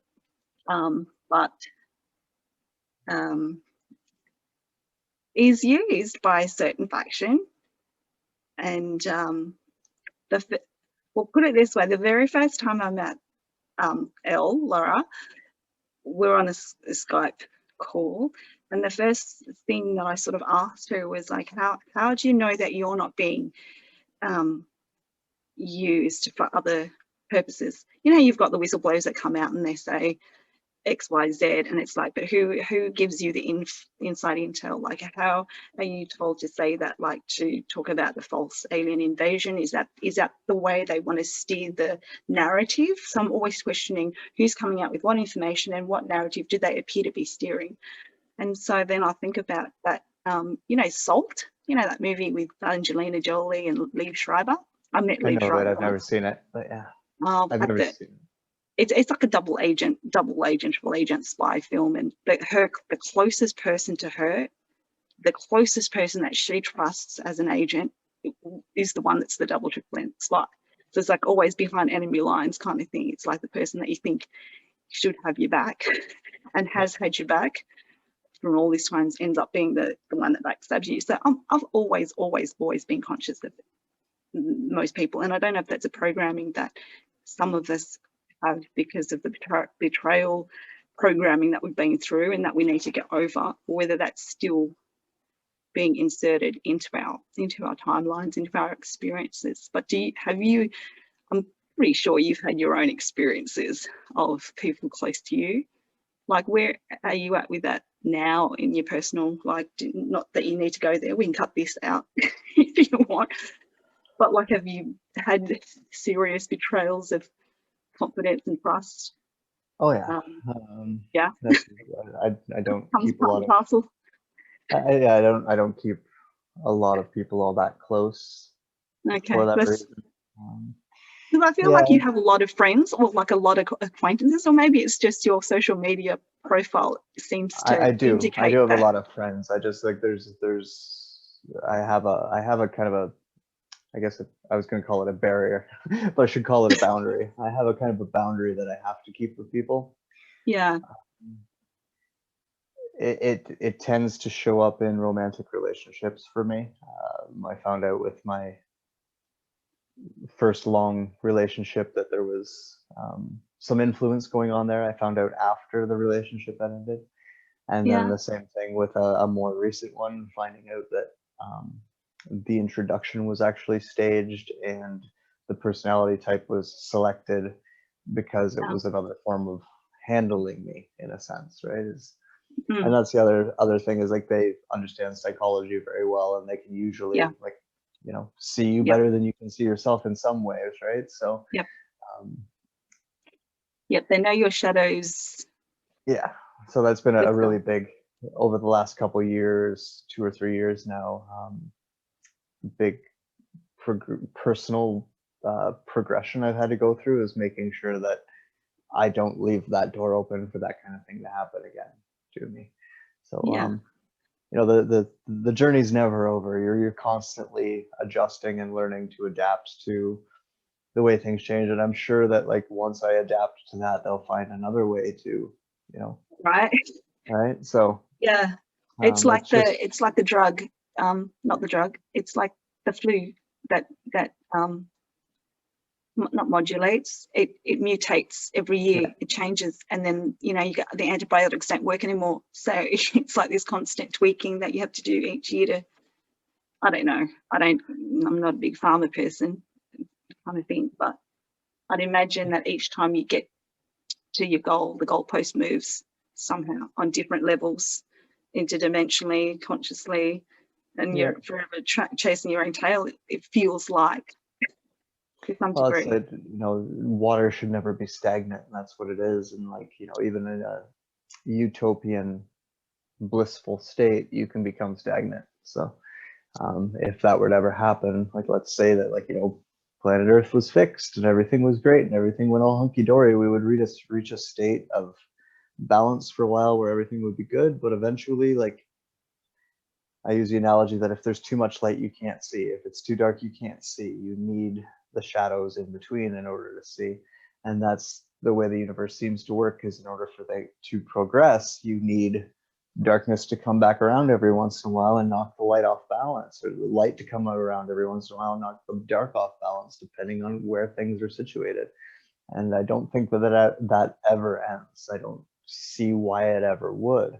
And just in my own personal life, I just accept that and live with that. You know, I'm not looking to be like, okay, once I get here, everything's going to be fine. Like this is the goal, and once I hit the goal, I'm content and everything's good. I would imagine that even if I set all of my goals and I met them, because there have been these in my life where I've set a goal and I've met it, I'm not happy. You know, it's not that I'm not happy, it's just I'm not happy enough to say, okay, now I'm going to go meditate in the mountains for the rest of my life. It's like, okay, well, what can I do now? Like, or like, now that I have that, what can I do with it that can, you know, help me help other people achieve that too, or something like that. So I just think that that's the way everything seems to work. You know, there's very few species of flora or fauna that have stayed the same for, you know, more than 100 years. Like, they change every 7 years, it seems, right? And they evolve and they adapt, and then they go back, and, you know, there's different points in time where, you know, that rose was identical to one that was around 2020 years ago. You know, it's so with this whole evolution and evolve, like, where do you see the species in 100 years or 1,000 years? Do you feel like at some point this transhumanist agenda is going to play itself out with AI becoming, you know, people becoming cyborgs and all that sort of stuff? I don't know, do you believe in the bifurcation of timelines? Is there an energetic split off? Like, so many theories flying around, it's just so hard to, and maybe it's like, oh, I don't care. let's just let it happen. Whatever happens, happens. That's what my machine series is about, is I think that we're already there. I think that we do see what we see in the world going on in terms of transhumanism continue to go in that direction until we put ourselves in the matrix. Not just think that happened. I think that has happened, and that's what we're dealing with right now. We're just watching a movie of that all happening. So because it's just interesting. Like, I sometimes think, would I want to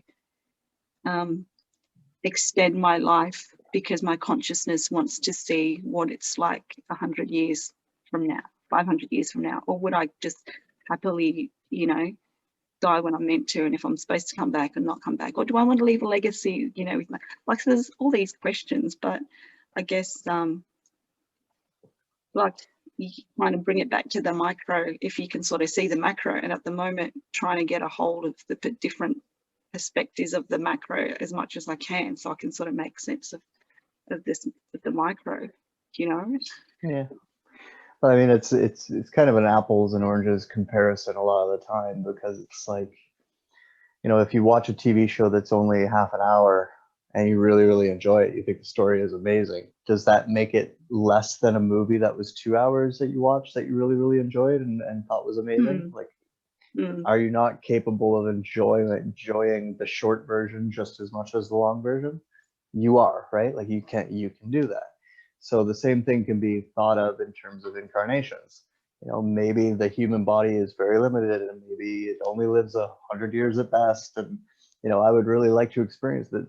You can do that, right? And your soul has experiences that you don't remember here because you just don't. But that doesn't mean you can't have those experiences. So I'd say that if you want to know what it's like to live for thousands of years, then go incarnate into a species that lives for thousands of years, right? And see it. You probably already have. You probably already know. And that's the other thing that people, you know, it's very easy to forget when you're incarnated here. But I mean, that's what people forget when they're incarnated, is just that, you know, time is way beyond your comprehension, and your ability to travel through it is also way beyond your comprehension. So a lot of these things that we're worried about, or we're desiring, and we're seeking, we've already had, and we already know, and we don't really need to waste our time. I don't say waste. We don't need to spend our time.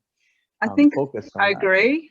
Like, there's a part of me that's like, you know what, as crazy as it might sound, you've already been there. You've already been to the future. You've just come back to sort this shit out and watch it, you know, get ringside seats or front, you know, for the show, and get your popcorn. Like, you know, just chill out. Sometimes I tell myself all sorts of things just to muddle through and get through. But like, back to stagnant water, and we're going to go off this tangent because that reminds me of the Bruce Lee quote of being like water. And then, of course, you know where I'm going, because this is our other connection that we have, is your t-shirt, which it can't rain all the time. And right now here in the mountains, it's fucking raining all day, all night, all weekend. Brandon Lee. Oh my God, if there was a guy that I would want to ever meet in real life, I've actually, in my dreams, I have, like totally full on. But you have a personal connection to Brandon Lee, had a personal, or maybe still do on some level. Brandon Lee, the Crow. Oh my God, I don't know where to start. How you told me once that you trained with him and he had dinner at your house, or you had dinner at his house, or what? Share with me your experience with Brandon Lee. It was actually just before he went to film The Crow. I was training with someone in a unique style of karate, and he was the founder of that particular type of karate. And Brandon, being much like his father, anytime he heard of new styles, he would want to go learn them. So that's what he had done, and he came to where I lived at the time in order to train with my sensei at the time. So kind of a weird way that it all ended up happening, but he ended up staying at my house for quite some time just to avoid having to stay in a hotel. It was just a nicer stay. And so I got to, it was kind of like I didn't have older siblings growing up, or older cousins or anything like that, and didn't really have a very strong father figure. So he was kind of like my big brother for that particular point in time. And a lot of people in my life, or of all of the people in my life, by that point in time, was one of the people who treated me the best, right? Like he was always very, very sweet, very warm. He treated me like a little brother would, and or like a big brother would. So it was always, and Bruce was kind of my hero, right? Like the whole reason that, you know, I studied as many martial arts as I did was because I wanted to be like Bruce Lee. So here's his son sleeping in a bunk bed above me, and you know, my life is complete. And he actually left our place to go catch a flight to go some type of screen testing for The Crow at the time. So I had already seen, like I had seen the script for The Crow long before the movie actually went into production. So wow. As an example. So yeah, and then he obviously died during the making of that movie. So yeah. Very tragic. But then I had a son who I named Brandon for that reason. Yeah, yeah. And each time you post on his birthday or on his anniversary, so do I, or something like that. Like every time I see one of your posts, I'm like, Brandon, because I remember, well, I know one of the years, last year or the year before, and I had this dream a few nights before his anniversary birthday, and they're just so vivid and lucid. The energies in the dream with him, it was like, what are you trying to tell me? You know, I'm listening, kind of thing, sort of thing. But like, was there anything specific that he might have shared with you, like over dinner? Like, I don't know, like I don't know, wisdom-y thingy? I think that like the biggest thing is just like a lot of the way that I try to treat people, especially younger males, that may look up to me for whatever reason. Like I sing for bands, and so at one point in time I lived in a small town where like there was like a younger generation of guys that, you know, would look up to me because I was the singer for this band, and they really liked my voice. And they could tell like I had training for singing. I knew what I was doing, right? So I was like giving them vocal lessons, things like that, like taking them aside and teaching them one-on-one how to use their own voice the same way I use mine, and the things that I did in order to learn to do that, things like that. And I think that a lot of the way that I just kind of treat younger people, especially younger men, if they look up to me at all, like, you know what I mean? Like, I don't like to say like they're looking up to me, but like that happens. We all look up to people at times. And so if I ever catch a younger man looking up to me, I always make sure to embrace that. I always make sure to reach out to them, like kind of pull them under my wing, and like, you know, give them the reassurance that I got from Brandon. So Yeah, it's a Oh. lot of, I can't really think of anything that he ever said or anything like that. Like a lot of it was kind of regurgitating what his dad said, right? But uh, at the same time, it was just, there was a, you were talking about like an energy or the soul signature of a person, right? Like his just came out of him, like I always, I still to this day kind of joke that he's a bad actor, but he's a really good man. So he, and that comes out in the characters that he played.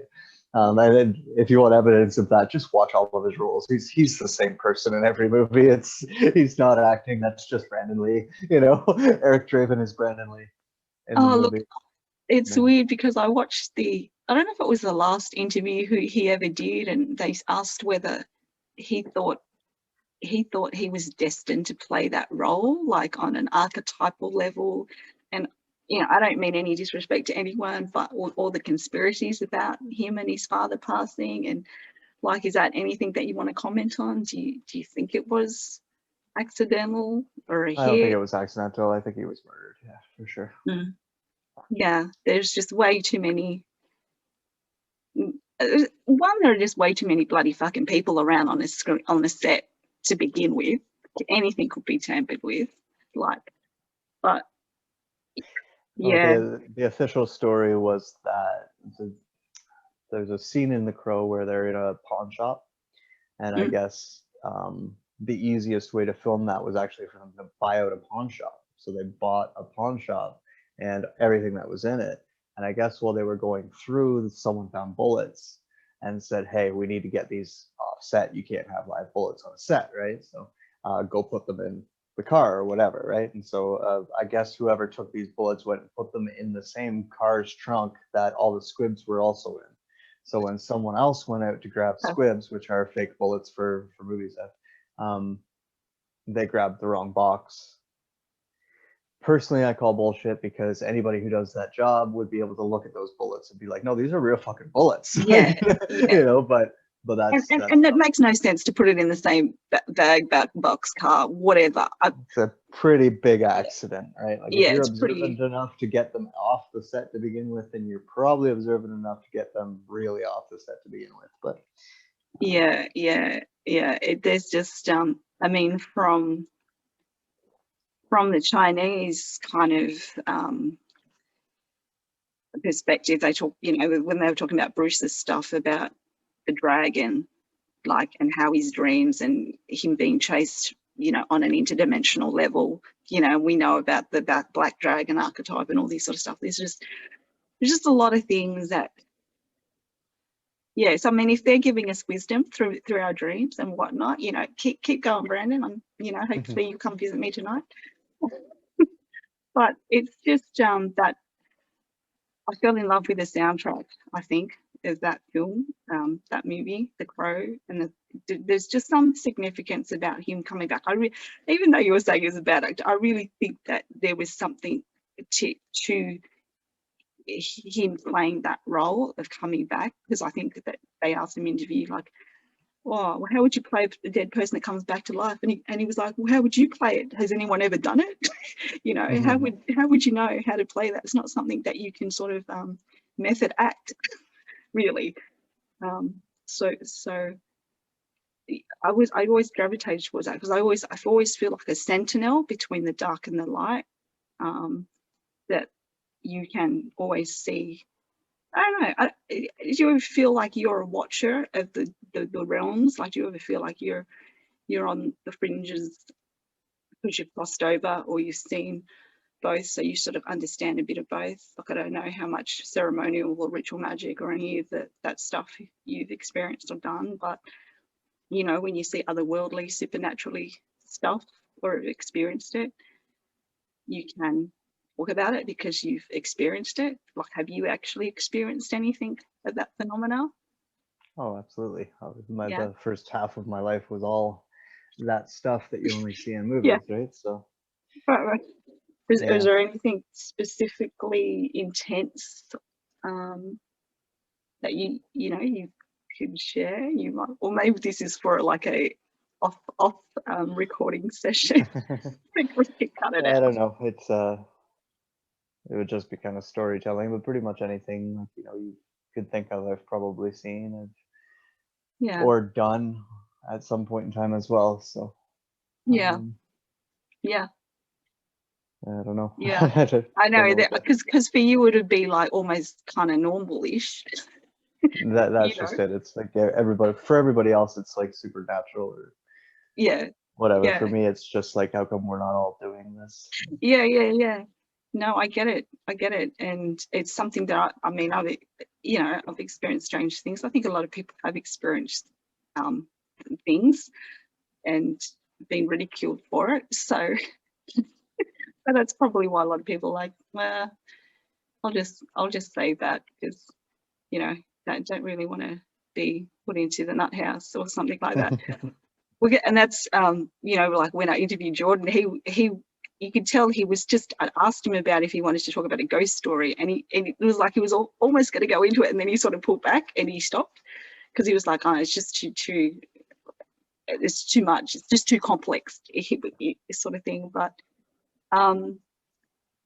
there's one person I wanted to ask you about, and I don't know if, again, we can edit this out, but Michael Kavanagh, how he's gone, he's left the realm, and he was one of my favorite social media. I think I kept FB open just for his posts, and I don't know, I miss him, because he was always going on about mum being pissed, and he was always dropping these little things. And did you have a connection with Michael? I mean, he followed my stuff, he had commented on things, but we've never actually spoken.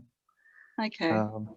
Yeah. But we can talk about that after, but it was just a sudden passing kind of thing, and I think some people think it's a bit mysterious, a bit like Max Spears, like what happened there. But I guess the fallout from that whole thing makes you a bit reticent to talk about it or to comment or to, like, it's understandable why you kind of want to keep things, I guess, on the down low sometimes.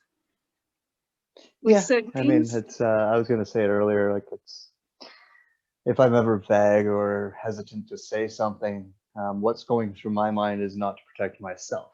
It's a lot of the time it's I'm worried about the person I'm talking to, because I've been in situations where I've talked to people and bad things have happened to them because I've talked to people, but I'm also worried about people around me as well. So anytime you see me kind of pausing and hesitating, or if I don't want to talk about something, which is pretty rare, that's understandable. Why, because it involves other people or implicates other people. No, I totally get that.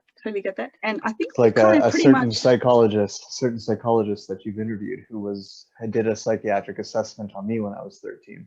Oh, he did? And, get the fuck out of here. Is the author of the quote that I tell anybody I ever go on a date with, where I say that a very famous psychologist that everyone knows told me that if you took my life and you put it into a supercomputer that was meant to spit out whether or not someone was going to become a serial killer, that 9 times out of 10 mine would spit out a serial killer. And the fact that I'm well adjusted is some type of anomaly, and that came from him. So there you go. No effing way. Yeah. He did an evaluation on you, because you guys are from Toronto, so that makes sense. At the time I wasn't living in Toronto, but he was like the closest that my psychologist at the time could get in touch with to come see me. So he was one of many, but yeah, I remember that was one of the things that I remember him saying. And I followed his work, actually, because he was putting it on YouTube before he became so famous. Yeah, me too. Yeah. I was like following him years before because of his Jung stuff, because very few mainstream psychologists will talk about him or go public about even mentioning Jung, because he's such an ankle biter. Like, they all don't, and that's why followed him. Well, that's another 1 degree of separation between us. So there's Brandon Lee, there's you and Jordan. I think, I don't know if he ever came back. I mean, I got him just before just before his rise, because I think he only did 1 event in London, and then he came straight to Sydney, Australia, before he did all these countries and went did the whole of North America. So people were like, oh, how did she get the interview? Because doesn't he have a gatekeeper? Surely he'd have gatekeepers. But I go on about being divergent, but there was just a series of things that kind of fell into place, and he just said yes. And I think if one of those things hadn't happened, it would have been about 5 things. It would have been a no. But like you said with Brandon, I ended up driving Jordan home twice, like to his hotel, sorry, like after the 2 events in Sydney, and meeting his wife, and yeah, so there's that. But I'm conscious of the time because we've gone 2 hours already. I think I might have to let you go. Yeah. And I thought, oh, it's been amazing just to touch base with you after all these years, finally. And as soon as I saw your shirt, I'm like, hey, well, I'm sure he wore that today, Brandon. And because I remember that you posted that on Instagram, and then I posted my one in the stories. But it's been awesome talking to you. And for anyone that's sort of watching that hasn't heard of Shane before, I'm going to put his website at the bottom. Check out the last few videos, or all the videos maybe that he's done on YouTube, but especially the last series that he talks about the machine, because that's yeah. So you're doing one tomorrow, so I'm going to be watching and listening out for that, and hopefully yeah, just to give you guys another perspective on another insider's level of the bigger picture, and just the different concepts and themes and stuff to watch out for, and not to fall for propaganda and stuff like that. I think that's kind of the main reason. You know, I think Shane's a walking, talking, you know, embodiment of someone who's been way into the dark areas, and then is now, you know, walking his talk and being integral and all that juicy goodness. So thanks so much, Shane, and we'll be in touch with the whole Instagram stuff that we do. Sounds good. And well, bye everybody.